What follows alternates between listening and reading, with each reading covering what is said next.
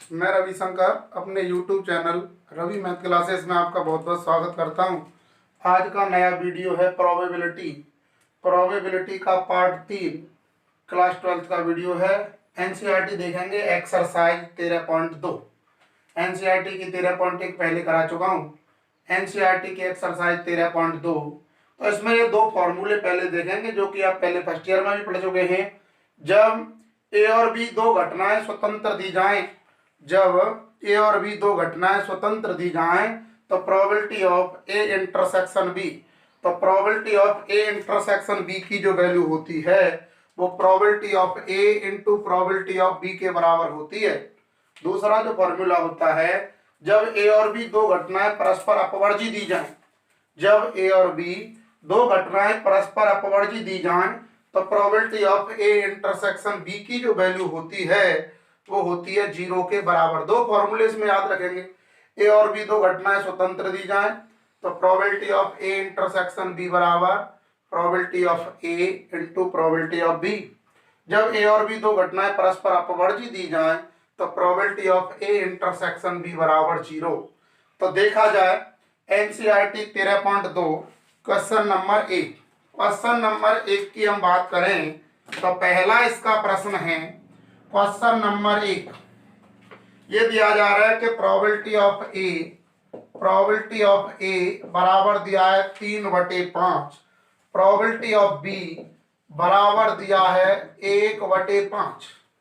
आगे कह रहा है ए तथा बी स्वतंत्र घटनाएं हैं, probability of A intersection B ज्ञात करें। ए तथा बी स्वतंत्र घटनाएं हैं, तो प्रश्न में दिया जा रहा है प्रोबेबिलिटी ऑफ ए का मान दिया जा रहा है, प्रोबेबिलिटी ऑफ बी का मान दिया जा रहा है, probability of A intersection B पूछा जा रहा है और ये दिया जा रहा है कि ए तथा बी स्वतंत्र घटनाएं हैं। और आप जान चुके हैं जब ए और बी स्वतंत्र घटनाएं होती हैं, जब ए और बी स्वतंत्र घटनाएं होती हैं तो probability of A intersection B का मान probability of A into probability of B के बराबर होता है। Probability of A intersection B बराबर probability of A into probability of B. हमें probability of A intersection B चाहिए तो प्रोबेबिलिटी ऑफ ए का मान निकालेंगे 3/5, प्रोबेबिलिटी ऑफ बी का मान निकालेंगे 1/5। 3 का 1 में करेंगे तो 3 1 3 हो जाएगा, 5 का 5 में करेंगे तो 25 हो जाएगा। तो इसका आंसर आ जाएगा 3/25। नेक्स्ट है क्वेश्चन नंबर 2। क्वेश्चन नंबर 2 ये कह रहा है 52 पत्तों की गड्डी से यदृच्छ बिना प्रतिस्थापित किए हुए 2 पत्ते निकाले गए, दोनों पत्तों के काले रंग का होने की प्रायिकता। अब देखा जाए तो आप गड्डी में देखें तो कुल पत्ते, और गड्डी में जो कुल पत्ते होते हैं वो होते हैं 52। ताश की गड्डी में जो कुल पत्ते होते हैं वो होते हैं 52, जिसमें काले पत्ते, काले रंग के पत्ते बराबर होते हैं 26। अब गड्डी में देखा जाए इन टोटल जो पत्ते होते हैं वो 52 होते हैं, जिसमें 26 काले होते हैं और 26 लाल होते हैं। देखा जाए एक काले पत्ते की प्रायिकता बराबर एक काले पत्ते की प्रायिकता, और प्रायिकता आपने पढ़ा है, प्रायिकता बराबर अनुकूल परिणाम कितने हैं काले पत्ते के 26, कुल परिणाम कितने हैं 52, 26 से कटेगा तो एक पत्ते की निकल के आ गई 1/2। अब देखा जाए कुल पत्ते दिए 52, काले रंग के जो पत्ते होते हैं वो 26 होते हैं, क्योंकि 26 काले होते हैं 26 लाल होते हैं। एक काले पत्ते की प्रायिकता, प्रायिकता बराबर अनुकूल परिणाम डिवाइडेड बाई कुल परिणाम। शेष एक पत्ता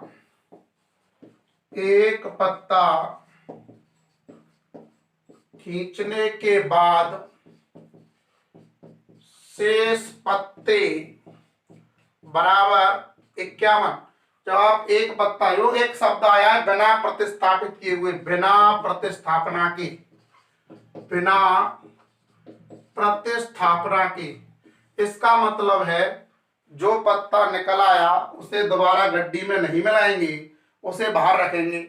अब कुल पत्ते 52 थे, काले 26 थे, तो काले पत्ते की प्रायिकता आई थी 26/52 1/2। अब एक पत्ता आपका निकल आया है, उसे मिलाना नहीं है। प्रश्न में कहा जा रहा है बिना प्रतिस्थापना के जो निकल आया है उसे गड्डी में नहीं मिलाना है।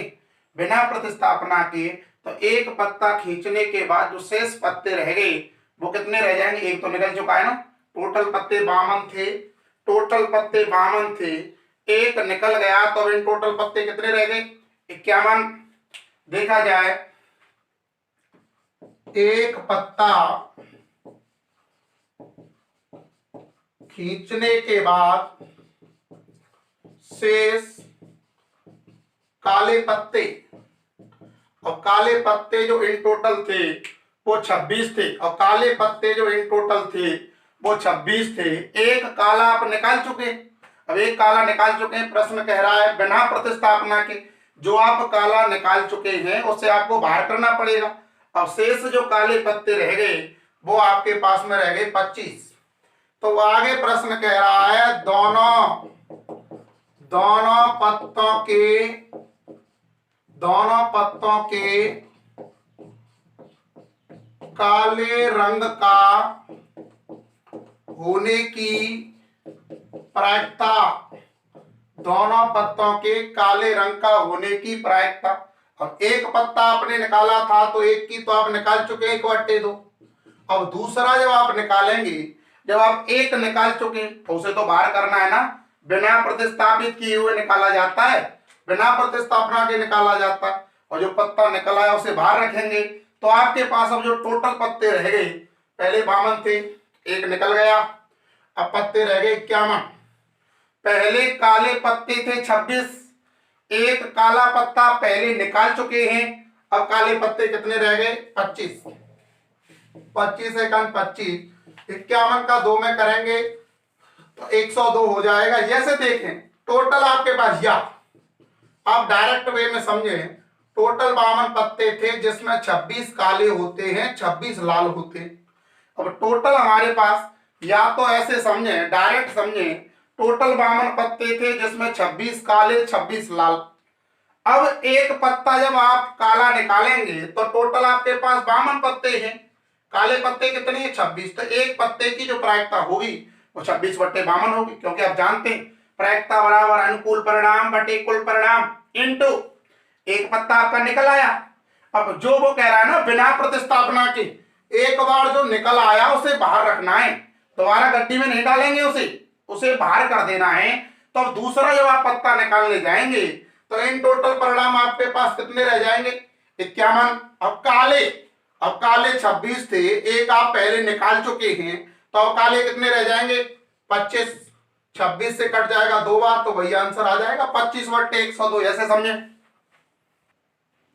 क्वेश्चन नंबर 3 है, संतरों के डिब्बे का निरीक्षण करके उसमें से 3 संतरों को यदृच्छ बिना प्रतिस्थापित, वही पहला वाला प्रश्न है, यदृच्छ बिना प्रतिस्थापित करते हुए निकाल कर दिया जाता है। यदि तीनों निकाले गए संतरे अच्छे हों तो डिब्बे को बिक्री के लिए स्वीकृत कर दिया जाता है। अच्छे संतरे होंगे तो डिब्बे को बिक्री के लिए स्वीकृत कर देते हैं। यदि संतरे खराब होंगे तो डिब्बे को बिक्री के लिए अस्वीकृत कर देते हैं। एक डिब्बा जिसमें 15 संतरे, अब देखा जाए जिसमें जो कुल संतरे हैं, कुल संतरों की जो संख्या है वो है 15, जिसमें से अच्छे जो संतरे हैं, अच्छे संतरे हैं 12, और जिसमें जो खराब जो संतरे हैं वो हैं 3। तो कुल संतरे 15 जिसमें से अच्छे 12 और 3 खराब। अब वो कह रहा है ना डिब्बा बिक्री के लिए स्वीकृत होने की प्रायिकता, और बिक्री के लिए स्वीकृत तभी तो होगा जब संतरे अच्छे होंगे। वो कह रहा है डिब्बे को बिक्री के लिए स्वीकृत होने की प्रायिकता ज्ञात करें, और डिब्बा बिक्री के लिए स्वीकृत तभी होगा जब कैसे संतरे होंगे? अच्छे संतरे होंगे। तो देखा जाए पहला संतरा अच्छा निकालने की प्रायिकता, पहला संतरा अच्छा निकालने की प्रायिकता। अब देखा जाए तो प्रायिकता बराबर होता है अनुकूल परिणाम। अच्छे के अनुकूल परिणाम कितने हैं 12 बटे कुल परिणाम कितने हैं 15। तो अनुकूल परिणाम बटे कुल परिणाम। संतरे यादृच्छ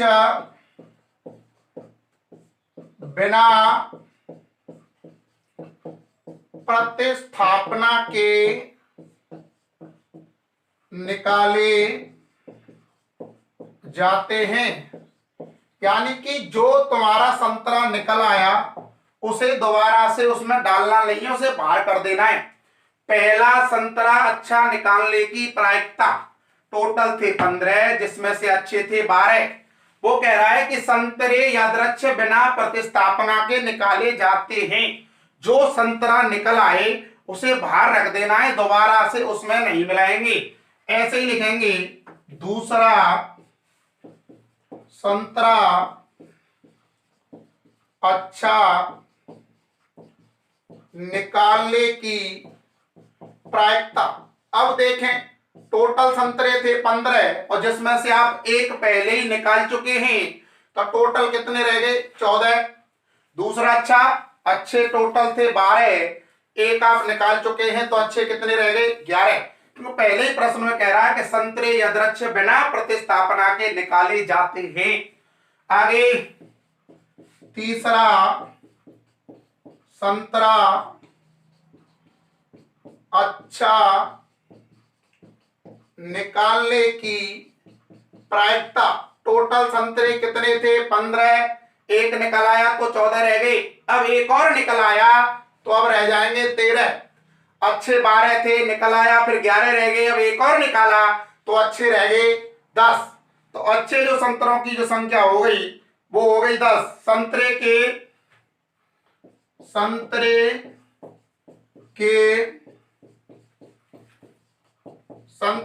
डिब्बे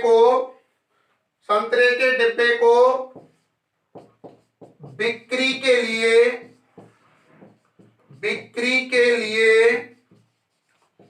स्वीकृत होने की प्रायिकता।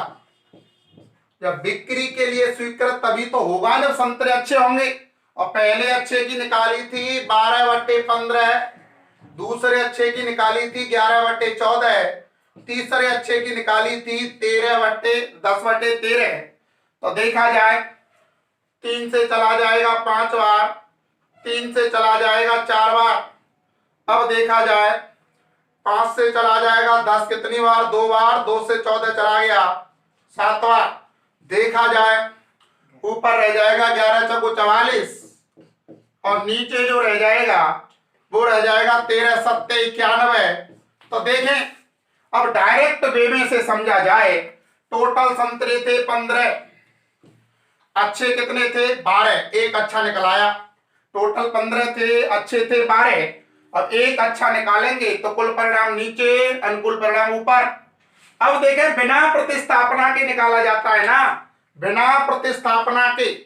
अब एक संतरा निकल आया तो टोटल कितने रह गए 14, टोटल रह गए 14 परंतु अच्छे कम हो गया कितने रह गए 11। और जब तीसरा निकालेंगे तो टोटल रह जाएंगे 13 और अच्छे रह जाएंगे 10। सॉल्व करेंगे तो वही आंसर आ जाएगा 44/91। अगला है क्वेश्चन नंबर 4। एक न्याय सिक्का और एक अभिनत पासे को छाला गया। एक न्याय सिक्का, ये तो सिक्का हो गया, एक अभिनत पासा। अभिनत पासे का मतलब फेयर डाइस यानी सही सिक्का। एक न्याय सिक्का और एक अभिनत पासा। अब सिक्के पे 2 सरफेस होती है, हेड और टेल। और पासे की बात करें तो 1 2 3 4 5 6। एक सिक्का उछला, एक पासा उछला। टोटल सैंपल स्पेस बनाइए।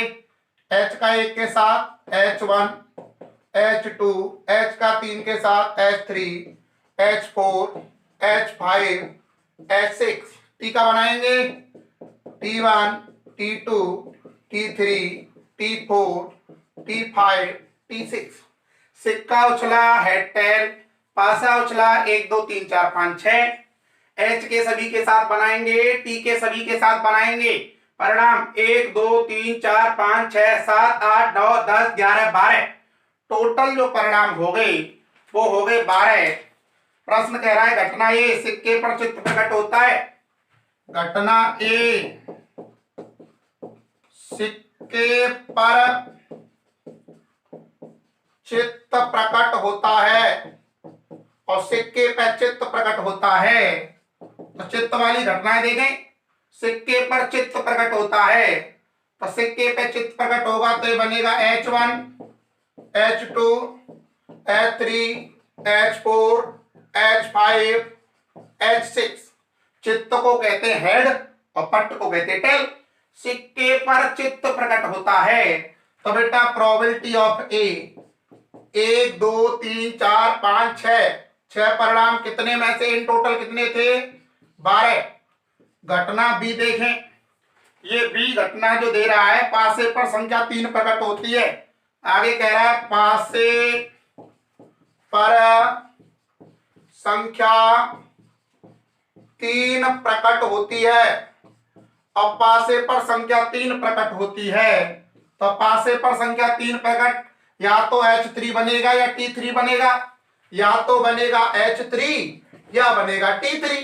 पासे पर संख्या 3 प्रकट होती है तो प्रोबेबिलिटी ऑफ बी की प्रायिकता 2 परिणाम है कितने में से 2 परिणाम हैं इन टोटल कितने में से 12 में से। देखा जाए ए इंटरसेक्शन बी ए और बी में कॉमन। तो बेटा देखा जाए ए और बी के कॉमन की बात करें तो ए और बी में जो कॉमन आ रहा है वो केवल और केवल H3 आ रहा है। ए और बी में जो कॉमन आ रहा है वो आ रहा है आपका H3। तो probability of A intersection B एक परिणाम है कितने में से 12 में से एक परिणाम है ना केवल वगैरह। चित्त भी होना चाहिए 3 भी होना चाहिए। चित्त भी है और 3 भी है तो एक परिणाम है 12 में से। तो बेटा ये हो जाएगा probability of A intersection B बराबर probability of A into probability of B. Probability of A intersection B का मान 1/12। प्रोबेबिलिटी ऑफ ए का मान 6/12। प्रोबेबिलिटी ऑफ बी का मान 2/12। देखा जाए 6 दूनी 12 से 12 कट जाएगा तो ये रह गया 1/12 बराबर 1/12। तो पता चल रहा है कि probability of A intersection B की value probability of A into probability of B के बराबर आ रही है। तो लिखेंगे ए तथा बी स्वतंत्र घटनाएं हैं जो कि मैंने आपको कराया था। Probability of A intersection B का मान probability of A into probability of B के बराबर आ जाए तो घटनाएं स्वतंत्र होती हैं। क्वेश्चन नंबर 5 है एक पासे पर 1 2 3 लाल रंग से 4 5 6 हरे रंग से। पासा और पासे पे होता है 1 2 3 4 5 6। जब भी हम पासे को उछालते हैं तो पासे पे जो नंबर आते हैं वो 1 2 3 4 5 6।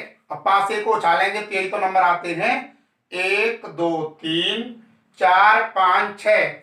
एक पासे पर 1 2 3 लाल रंग से 4 5 6 हरे रंग से लिखे गए हैं। 1 2 3 जो लिखा है वो लिखा है लाल रंग से, 4 5 जो 6 लिखा है वो लिखा है हरे रंग से। तो पासे की बात करें 1 2 3 लाल रंग से, 4 5 6 जो लिखा है वो लिखा है हरे रंग से। तो आगे कह रहा है 4 5 6 हरे रंग से लिखे गए हैं। इस पासे को उछाला जाता है, इस पासे को उछाला जाता है। आगे कह रहा है घटना ए सम संख्या है। तो ए जो घटना दे रहा है ए घटना जो है वो है सम संख्या। घटना जो ए है वो सम संख्या है। तो ए सम संख्या ढूंढे, 1 बनेगा 2, 1 बनेगा 4, 1 बनेगा 6। सम संख्या इवन नंबर 2 4 6 सम संख्या में बनेगा 2 4 6 तो प्रोबेबिलिटी ऑफ ए, 3 परिणाम बनेंगे 6 में से। अब देखा जाए घटना ए सम संख्या 2 4 6, 3 परिणाम है 6 में से। आगे कह रहा है घटना बी लाल रंग से लिखी गई है। घटना जो बी है वो कह रहा है संख्या लाल रंग से लिखी गई है। घटना जो बी है वो कह रहा है संख्या लाल रंग से लिखी गई है। तो बी लाल रंग से लिखी गई है। तो बेटा लाल रंग से लिखी गई संख्या कौन कौन सी है? लाल रंग से लिखी संख्या 1 2 3, 1 2 3। घटना बी संख्या लाल रंग से लिखी गई है 1 2 3। तो प्रोबेबिलिटी ऑफ बी 3 परिणाम है कितने में से? 6 में से। 1 2 3, 3 परिणाम है। डाइस पेन टोटल कितने होते परिणाम? 6। देखा जाए ए इंटरसेक्शन बी, ए और बी में कॉमन सम भी होनी चाहिए, लाल रंग से लिखी भी होनी चाहिए, संख्या सम भी होनी चाहिए और संख्या लाल रंग से भी लिखी होनी चाहिए। ए और बी में बेटा कॉमन केवल और केवल 2 आ रहा है। ए और बी में कॉमन केवल और केवल कितना आ रहा है? 2। ये लिखेंगे या 2। तो probability of A intersection B, एक परिणाम है 6 में से। अब एक परिणाम है ना, कितने में से? 6 में से। देखा जाए तो ये यहां बनेगा probability of A intersection B बराबर probability of A into probability of B. Probability of A intersection B बराबर probability of A into probability of B. और probability of A intersection B का मान 1/6 है। प्रोबेबिलिटी ऑफ ए का मान 3/6 है into probability of B का मान 3/6 है। देखा जाए 3 से कट जाएगा 2 बार, 3 से कट जाएगा 2 बार, 1/6 बराबर नहीं है 1/4 के। तो आप कह सकते हैं कि probability of A intersection B का मान डज नॉट इक्वल टू या बराबर नहीं है probability of A into probability of B के। तो आप लिखेंगे घटनाएं ए तथा बी स्वतंत्र नहीं है। जब probability of A intersection B बराबर probability of A into probability of B आता है तो घटनाएं स्वतंत्र होती है और बराबर नहीं आता है तो घटनाएं स्वतंत्र नहीं होती हैं। नेक्स्ट अगला है क्वेश्चन नंबर 7। ए और बी दो ऐसी घटनाएं हैं, प्रोबेबिलिटी ऑफ ए बराबर 1/2, probability of A union B बराबर 3/5, प्रोबेबिलिटी ऑफ बी का मान p। प्रोबेबिलिटी ऑफ बी का मान p है। पहले p का मान पूछ रहा है। घटनाएं स्वतंत्र, घटनाएं परस्पर अपवर्जी हैं नंबर 1। नंबर 2 घटनाएं स्वतंत्र हैं। घटनाएं परस्पर, एक पहला क्वेश्चन घटनाएं परस्पर अपवर्जी हैं, दूसरा क्वेश्चन घटनाएं स्वतंत्र हैं। अब देखा जाए घटनाएं परस्पर अपवर्जी हैं तो probability of A intersection B आप पढ़ चुके 0 होता है। जब घटनाएं परस्पर अपवर्जी दी जाएं तो probability of A intersection B का मान 0 के बराबर होता है। आप जानते हैं कि probability of A union B का formula probability of A plus probability of B minus probability of A intersection B. घटनाएं परस्पर अपवर्जी दी जाएं तो probability of A intersection B 0 होता, आप जान चुके हैं। Probability of A union B का मान कभी भी निकालें तो फॉर्मूला होता है probability of A plus probability of B minus probability of A intersection B. Probability of A union B दिया जा रहा है 3/5, probability of A 1/2, probability of B p, probability of A intersection B 0। A union B का मान 3/5, probability of A का मान 1/2, probability of B का मान p minus probability of A intersection B अपवर्जी दिया जा रहा है 0 लगाएंगे, प्लस 1/2 पक्षांतर किए माइनस 1/2 बराबर हो जाएगा p, प्लस 1/2 पक्षांतर किया माइनस 1/2 तो बराबर p है। लासा लेंगे 10 आएगा, 5 का भाग 10 में 2 बार, 2 तिया 6, 2 का भाग 10 में देंगे तो 5 बार बराबर हो जाएगा P। तो P बराबर ये हो जाएगा 1/10। दूसरी कंडीशन घटनाएं स्वतंत्र हैं, और आप जानते हैं जब घटनाएं स्वतंत्र होती हैं तो probability of A intersection B बराबर probability of A into probability of B.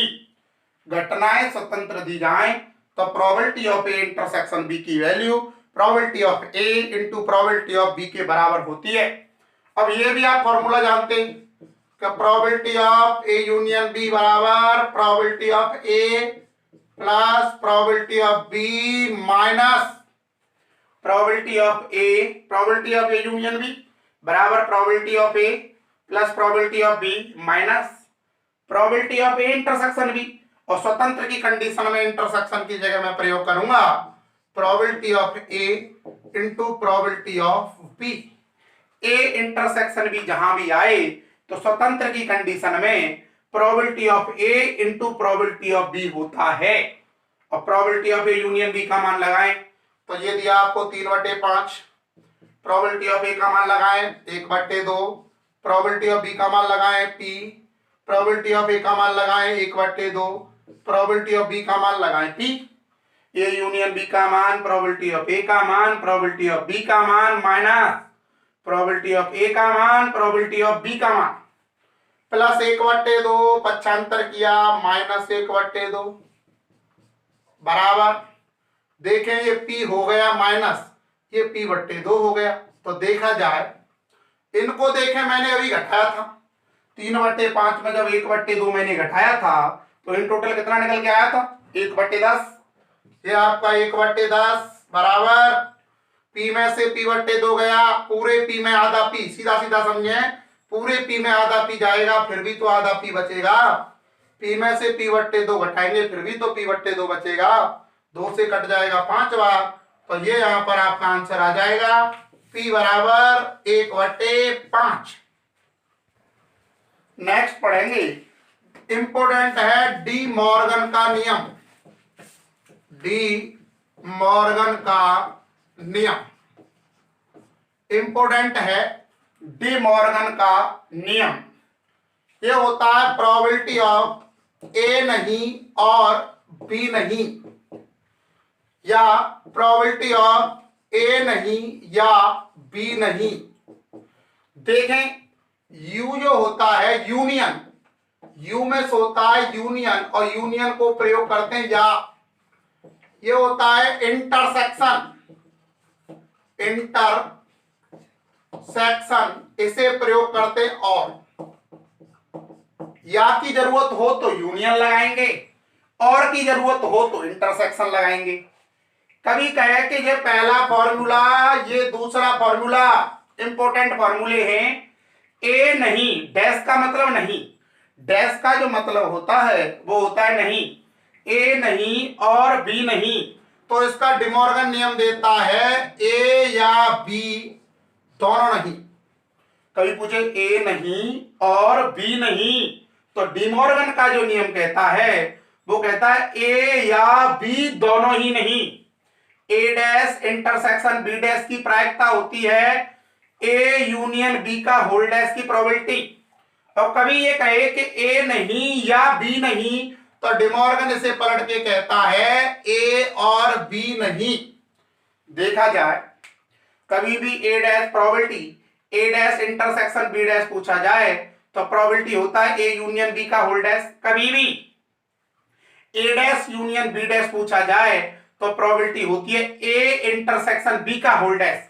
अब देखा जाए आपने पढ़ा था किसी घटना के घटित होने की प्रायिकता प्लस किसी घटना के घटित न होने की प्रायिकता, दोनों का योग एक होता है।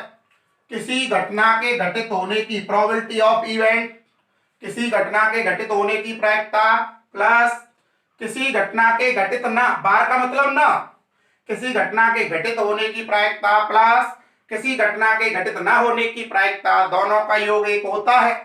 अब कभी घटित होने की पूछी जाए तो ये प्लस वाला पक्षांतर करेंगे माइनस हो जाएगा तो एक माइनस, तो यहां से नियम बन के दूसरा भी आता है। पहले तो नियम किसी घटना के घटित होने की प्रायिकता प्लस किसी घटना के घटित न होने की प्रायिकता, दोनों का योग एक होता है। दूसरा नियम किसी घटना के, अभी देखें घटित होने की पूछी जाए तो एक में से घटित न होने की घटा दें। अब घटित होने की पूछी जाए तो एक में से घटित न होने की घटा दें।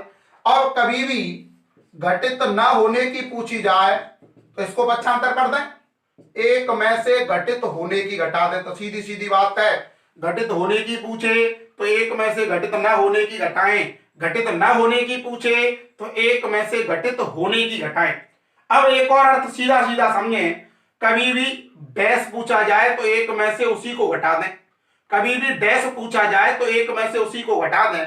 तो तीसरा नियम यहां निकल के आता है, कभी भी ए यूनियन बी का आपसे डैश पूछा जाए तो एक में से ए यूनियन बी को घटा दें, सीधा सीधा बन जाएगा। और कभी भी ए इंटरसेक्शन बी का डैश पूछा जाए तो एक में से इंटरसेक्शन घटा दें। अब देखा जाए, दोबारा समझ लें, ए नहीं और बी नहीं, डिमॉर्गन का नियम कहता है ए या बी दोनों नहीं। ए नहीं या बी नहीं, डिमॉर्गन का नियम कहता है ए और बी दोनों नहीं। Probability of A union B का डैश, किसी का भी डैश चाहिए तो एक में से उसी को घटा दें, किसी का भी डैश चाहिए तो एक में से उसी को घटा दें। अगला क्वेश्चन है प्रोबेबिलिटी ऑफ, क्वेश्चन नंबर 9 है, प्रोबेबिलिटी ऑफ ए दिया है 1/4, प्रोबेबिलिटी ऑफ बी दिया है 1/2, probability of A intersection B दिया है 1/8, प्रोबेबिलिटी ऑफ ए नहीं और बी नहीं। देखा जाए, हमसे पूछा जा रहा है प्रोबेबिलिटी ऑफ ए नहीं और बी नहीं। ए नहीं इंटरसेक्शन का मतलब होता है और, ए नहीं और बी नहीं। तो अभी डिमॉर्गन कहता है प्रोबेबिलिटी ऑफ ए या बी दोनों नहीं, यही फॉर्मूला था ना, ए नहीं और बी नहीं। डिमॉर्गन चेंज करता है प्रोबेबिलिटी ऑफ ए या बी दोनों नहीं, यही होता है ना डिमॉर्गन, ए नहीं और बी नहीं, ए या बी दोनों नहीं। किसी का भी डैश चाहिए एक में से उसी को घटा दें, हमें चाहिए probability of A union B का डैश, तो एक में से probability of A union B घटाना पड़ेगा। किसी का भी डैश निकालना है एक में से उसी को घटा दें, तो हमें जरूरत है probability of A union B की। और probability of A union B आप जानते हैं, probability of A plus probability of B minus probability of A intersection B. आप जानते हैं कि probability of A union B का मान probability of A plus probability of B minus probability of A intersection B होता है, बराबर probability of A union B बराबर probability of A 1/4 plus probability of B 1/2 minus probability of A intersection B 1/8। तो probability of A union B बराबर लासा आएगा 8, इसका LCM आएगा 8, 4 का भाग 8 में करेंगे 2 बार, 2 का भाग 8 में करेंगे 4 बार, 8 से 8 गया तो ये रह गया 1। अब probability of A union B बराबर 4 और 2 6, 6 में से 1 गई तो 5, तो ए यूनियन बी आपका जो निकल के आया वो निकल के आया 5/8। और हमें चाहिए 1 minus probability of A union B 5/8, 8 5 कहेंगे कितना रह जाएगा 3/8, ये इसका आंसर होगा। क्वेश्चन नंबर 10 है, प्रोबेबिलिटी ऑफ ए दिया 1/2, प्रोबेबिलिटी ऑफ बी दिया है 7/12। ए नहीं और बी नहीं, ए नहीं और बी नहीं दिया 1/4, तो कह रहा है क्या ए और बी स्वतंत्र घटनाएं हैं, क्या ए और बी स्वतंत्र घटनाएं हैं। तो देखा जाए डिमॉर्गन, और डिमॉर्गन का नियम कहता है ए नहीं और बी नहीं, तो प्रोबेबिलिटी ऑफ ए या बी दोनों नहीं बराबर 1/4। अब देखें डिमॉर्गन कहता है ए नहीं और बी नहीं, डिमॉर्गन का नियम प्रोबेबिलिटी ऑफ ए या बी दोनों नहीं बराबर दिया है 1/4। किसी का भी डैश निकालना है तो एक में से उसकी प्रोबेबिलिटी घटा दें। किसी का भी डैश निकालना है तो एक में से उसे घटा दें। और probability of A union B का होल डैश चाहिए तो एक में से probability of A union B घटेगा। मैंने बताया था किसी का भी डैश निकालना हो एक में से उसे घटा दें और एक में से उसे घटा दें। बराबर चल रहा है 1/4। 1/4 को पक्षांतर किया -1/4 माइनस ये पक्षांतर किया probability of A union B. अब देखा जाए ए नहीं और बी नहीं, 1/4 दिया है। इसका फॉर्मूला होता है ए यूनियन बी का होल डैश और ए यूनियन बी का कभी होल डैश निकालना होगा तो एक में से उसकी प्रोबेबिलिटी घटाएंगे और प्लस पक्षांतर किया तो माइनस और माइनस पक्षांतर किया तो प्लस। तो probability of A union B एक में 1/4 घटाए तो यहां बच गए 3/4। अब देखा जाए स्वतंत्र सिद्ध करना है ना तो probability of A intersection B बराबर probability of A into probability of B. ये बराबर आ जाए तो घटनाएं स्वतंत्र होंगी और ये बराबर नहीं आएगा तो घटना स्वतंत्र नहीं होंगी। ए इंटरसेक्शन बी और ए इंटरसेक्शन बी का अभी आपके पास में ए इंटरसेक्शन बी निकालना है तो probability of A intersection B बराबर होता है probability of A plus probability of B minus probability of A union B. पहले चाहिए इंटरसेक्शन और इंटरसेक्शन जब आप निकाल रहे होंगे तो probability of A intersection B बराबर प्रोबेबिलिटी ऑफ ए का मान 1/2 प्रोबेबिलिटी ऑफ बी का मान 7/12 minus probability of A union B का मान 3/4। Probability of A intersection B लासा लेंगे 12, 2 का 12 में 6 बार, 12 गया तो 7, 4 का 12 में 3 बार, 3 तिया 9, 6 में 7 जोड़ेंगे तो 13 हो जाएगा। 13 में 9 घटाए तो 4, 4/12, 4 तिया 12, ये हो गया 1/3। अब देखा जाए probability of A intersection B 1/3 बराबर probability of A 1/2 into probability of B 7/12 बराबर नहीं आ रहा है ना, ये 7/24 है, 1/3 है, बराबर नहीं है तो आप लिखेंगे घटनाएं ए तथा बी स्वतंत्र नहीं है। तो पहले नंबर जो आपको दिया आपने यूनियन निकाला, यूनियन था तो आपने इंटरसेक्शन निकाला। इंटरसेक्शन ए इंटरसेक्शन बी को probability of A into probability of B के बराबर किया, बराबर नहीं है ना। बराबर होता तो घटनाएं स्वतंत्र होती और बराबर नहीं है तो घटनाएं स्वतंत्र नहीं है। आज की क्लास यही खत्म करते हैं। कोई भी दिक्कत है तो कमेंट करें। यदि आपको मेरा वीडियो पसंद आया हो तो वीडियो को लाइक करें, शेयर करें और मेरे चैनल को सब्सक्राइब जरूर करें।